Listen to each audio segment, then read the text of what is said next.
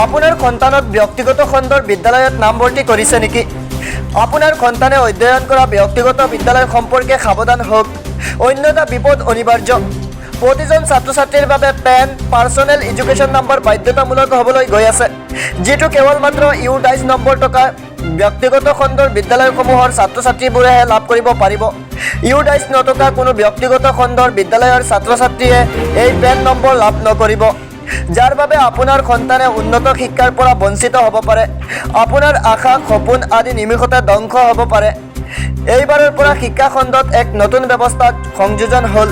সেয়া হৈছে প্ৰতিজন ছাত্ৰ ছাত্ৰীৰ বিপৰীতে এটা পেন নম্বৰ। সেয়া লাগিলে চৰকাৰী শিক্ষা খণ্ডই হওক বা ব্যক্তিগত খণ্ডৰ বিদ্যালয়।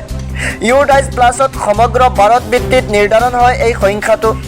স্কুলবিলাকে ষ্টুডেণ্টৰ ডাটা এণ্ট্ৰি কৰাৰ লগে লগে এই ইউনিক নম্বৰটো সন্নিৱিষ্ট হয়।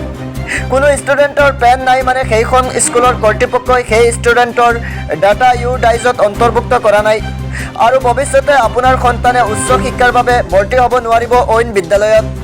যদি আপোনাৰ সন্তানেও U22 নম্বৰ নথকা বিদ্যালয়ত অধ্যয়ন কৰি আছে তেন্তে সাৱধান হওক। মইৰাবাৰীতো বহু বিদ্যালয় আছে যিসমূহত U22 নম্বৰ নাই। গতিকে আজিয়ে বিতংভাৱে জানি আপোনাৰ সন্তানক নামভৰ্তি কৰক। মইৰাবাৰীৰ পৰা বাৰিদা খাতুনৰ ৰিপৰ্ট, অসম ভাৰত নিউজ। আজি কিছুদিন আগৰ পৰা নিউজত বা মিডিয়াবিলাকত মানে খবৰ পাই আছোঁ যে যিবিলাক স্কুলৰ মানে ডাইচ কোড নাই সেইবিলাক স্কুলৰ চৰকাৰে বিহিত কি ব্যৱস্থা ল'ব বুলি শুনি আছোঁ।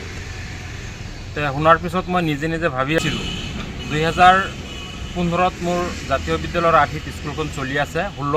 2016 চনতেই মই ডাইচ কোডখন বনাই পেলাইছিলোঁ। গতিকে চৰকাৰে যি নিয়ম দিছে যেন পেন নম্বৰ যিসকল বিদ্যালয়ৰ ডাইচ কোড নাই সেইসকলে পেন নম্বৰ নাপাব, এইবিলাক ল'ৰা ছোৱালীৰ কি গতি হ'ব? গতিকে পেন নম্বৰ যদি নাথাকে, আমি কেইখনমান স্কুলৰ প্ৰধানৰ লগত মই আলোচনা কৰিছোঁ। তেখেতে কৈছে হ'ল নাই, যদি পেন নম্বৰ কোনো ষ্টুডেণ্টে আমাক দিব নোৱাৰে তেনেহ'লে আমি এডমিশ্যন আপোনাৰ সন্তানক লৈ যাতে জীৱনটোলৈ খেলা নকৰিব, এনেকুৱা এটা বিদ্যালয়ত আপুনি নামভৰ্তি কৰাক যোনটো স্কুলত ডাইচ কোড আছে, পেন নম্বৰ পালে আপুনি লগে লগে বিচাৰিলে পাব। সেইখন বিদ্যালয়ত আপোনালোকে সজাগ হৈ সেইবিলাক স্কুল বিচাৰি আপোনালোকে ডাইচ কোড থকা বিদ্যালয়ত আপোনালোকে আপোনাৰ সন্তানক এডমিশ্যন দিয়ক, নহ'লে আগলৈ আপোনাৰ সন্তান বহুত ডাঙৰ বিপদত পৰিব পাৰে।